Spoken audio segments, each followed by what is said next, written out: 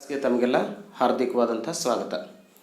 ಕಳೆದ ಕ್ಲಾಸ್ನಲ್ಲಿ ನಾವು ಸೆಂಟೆನ್ಸ್ ಬಗ್ಗೆ ತಿಳ್ಕೊಂಡಿದ್ದೆವು. ಸೆಂಟೆನ್ಸ್ ಅಂದರೆ ಏನು, ಅದರಲ್ಲಿರುವಂಥ ವಿಧಗಳನ್ನು ಅಂತ ತಿಳ್ಕೊಂಡಿದ್ದೆವು. ಇವತ್ತು ನಾವು ನೋಡ್ತಾ ಇದ್ದೀವಿ ಸಬ್ಜೆಕ್ಟ್ ಆ್ಯಂಡ್ ಪ್ರೆಡಿಕೇಟ್. ಅಂದರೆ ಒಂದು ವಾಕ್ಯ ಅಂತಂದರೆ ಅಲ್ಲಿ ಒಬ್ಬ ವ್ಯಕ್ತಿ ಅಥವಾ ವಸ್ತು ಅವನನ್ನು ಕುರಿತು ಏನನ್ನಾದರೂ ಹೇಳಿರುತ್ತೆ. ಒಟ್ಟು ಎರಡು ಭಾಗ ಇರುತ್ತೆ ವಾಕ್ಯದಲ್ಲಿ. ಒಬ್ಬ ವ್ಯಕ್ತಿ ಇರ್ತಾನೆ, ವಸ್ತು ಇರ್ತಾನೆ, ಅಥವಾ ಊರಿನ ಹೆಸರಿರುತ್ತೆ, ಮತ್ತು ಅವನು ಮಾಡುವಂಥ ಕ್ರಿಯೆ. ಈ ಎರಡು ವಿಷಯಗಳು ಸೇರಿದಾಗ ಒಂದು ವಾಕ್ಯ ಅಂತ ನಾವು ಹೇಳ್ತೇವೆ.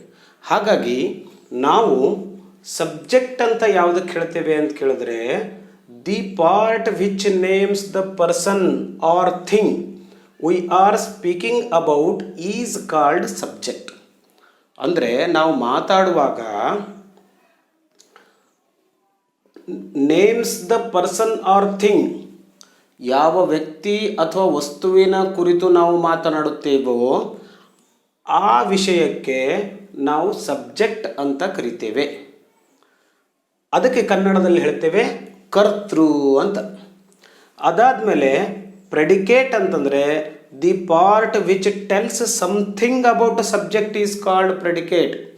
ಆ ಕರ್ತೃವಿನ ಬಗ್ಗೆ ಅಂದರೆ ಸಬ್ಜೆಕ್ಟ್ ಬಗ್ಗೆ ಹೇಳುವಂಥ ವಿಷಯಕ್ಕೆ ನಾವು ಹೇಳ್ತೇವೆ ಪ್ರೆಡಿಕೇಟ್. ಹಾಗಾಗಿ ವಾಕ್ಯದಲ್ಲಿ ಒಂದು ಸಬ್ಜೆಕ್ಟ್ ಮತ್ತು ಒಂದು ಪ್ರೆಡಿಕೇಟ್ ಇರಲೇಬೇಕು. ಅದಕ್ಕೆ ಉದಾಹರಣೆಯನ್ನು ಕೊಡ್ತೇನೆ ನೋಡಿ. ಉದಾಹರಣೆಗೆ, I am going to school. ಇಲ್ಲಿ ಕರ್ತೃ ಅಂತಂದರೆ ಸಬ್ಜೆಕ್ಟ್ ಅಂದರೆ ನಾನು ಶಾಲೆಗೆ ಹೋಗುತ್ತಿದ್ದೇನೆ. ನಾನು ಅಂತಂದರೆ ಇಲ್ಲಿ subject, I am the subject. ಏನು ಮಾಡ್ತಾ ಇದ್ದೇನೆ? ಗೋಯಿಂಗ್ ಟು ಸ್ಕೂಲ್, ಶಾಲೆಗೆ ಹೋಗುತ್ತಿದ್ದೇನೆ. ಶಾಲೆಗೆ ಹೋಗುತ್ತಿದ್ದೇನೆ ಅಂತ ಅನ್ನೋದು ನಾವು ಹೇಳ್ತೇವೆ ಪ್ರೆಡಿಕೇಟ್ ಅಂತೇಳಿ. ಅದೇ ಪ್ರಕಾರ ಇನ್ನೂ ಉದಾಹರಣೆ, ಹೀ ಈಸ್ ಎ ಗುಡ್ ಬಾಯ್. ಹೀ ಅಂತ ಅನ್ನೋದು ಸಬ್ಜೆಕ್ಟ್, ಈಸ್ ಎ ಗುಡ್ ಬಾಯ್ ಅಂತ ಅನ್ನೋದು predicate. He has a good memory. ಇಲ್ಲಿ ಕೂಡ ಹೀ ಅಂತ ಅನ್ನೋದು ಸಬ್ಜೆಕ್ಟ್ ಆಗುತ್ತೆ. ಹ್ಯಾಸ್ ಎ ಗುಡ್ ಮೆಮರಿ ಅಂತ ಅನ್ನೋದು ಅವನನ್ನು ಉದ್ದೇಶಿಸಿ ಹೇಳುವಂಥ ವಿಷಯ. ಸೊ ಹಾಗಾಗಿ ಅದು ಪ್ರೆಡಿಕೇಟ್ ಆಗುತ್ತೆ. ಸಾಮಾನ್ಯವಾಗಿ ವಾಕ್ಯದಲ್ಲಿ ಸಬ್ಜೆಕ್ಟ್ ಮೊದಲಾಗಿರುತ್ತೆ. ಆದರೂ ಕೂಡ ಕೆಲವೊಂದು ರೇರ್ ವಾಕ್ಯಗಳಲ್ಲಿ ಸಬ್ಜೆಕ್ಟ್ ಕೂಡ ಆಮೇಲೆ ಬರುತ್ತೆ. ಹಾಗಾಗಿ ಒಂದು ವಾಕ್ಯವನ್ನು ನಾವು ಓದುವಾಗ ಅಲ್ಲಿರುವಂಥ ಸಬ್ಜೆಕ್ಟ್ ಮತ್ತು ಪ್ರೆಡಿಕೇಟನ್ನು ನಾವು ತಿಳ್ಕೊಳ್ಬೇಕು. ಅದಾದ ನಂತರ ನಮ್ಮ ಮುಂದಿನ ಕ್ಲಾಸ್ಗಳಲ್ಲಿ ನಾವು ಮಹತ್ವದ ಭಾಗವಾದಂಥ ಪಾರ್ಟ್ಸ್ ಆಫ್ ಸ್ಪೀಚ್ ಬಗ್ಗೆ ನಾವು ತಿಳ್ಕೊಳ್ತಾ ಇದ್ದೀವಿ. ಐ ಥಿಂಕ್ ನಿಮಗೆ ಆಲ್ರೆಡಿ ಈ 8 ಪಾರ್ಟ್ಸ್ ಆಫ್ ಸ್ಪೀಚ್ ಗೊತ್ತಿರಬಹುದು. ಯಾವುವು ಅಂತ ಹೇಳಿಕೆ ಗೊತ್ತಿರಬಹುದಲ್ಲ.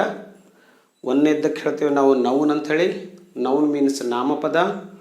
ಎರಡನೇದು ಪ್ರೊನೌನ್ ಸರ್ವನಾಮ. ಮೂರನೇದು ಅಡ್ಜೆಕ್ಟಿವ್ ವಿಶೇಷಣ ಅಂತ ಕನ್ನಡದಲ್ಲಿ ಹೇಳ್ತೇವೆ.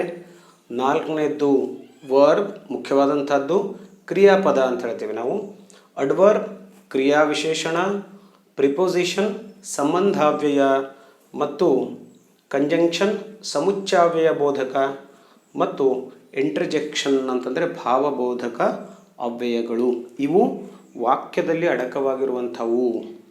ನಮ್ಮ ಮಾತಿಗೆ ಅಥವಾ ಸ್ಪೀಚಿನಲ್ಲಿರುವಂಥ ಈ 8 ವಿಶೇಷಗಳು. ಇವುಗಳನ್ನು ನಾವು ಹಂತ ಹಂತವಾಗಿ ಒಂದೊಂದಾಗಿ ಇವುಗಳನ್ನು ವಿಸ್ತಾರವಾಗಿ ನಾವು ನೋಡ್ತೇವೆ. ನೆಕ್ಸ್ಟ್ ಕ್ಲಾಸ್ನಲ್ಲಿ ನಾವು ನೌನ್ ಅಂದರೆ ಏನು, ಕೈಂಡ್ಸ್ ಆಫ್ ನೌನ್, ಇವೆಲ್ಲದರ ಕುರಿತು ಚರ್ಚಿಸ್ತೇವೆ. ಅಲ್ಲಿವರೆಗೆ ಧನ್ಯವಾದಗಳು.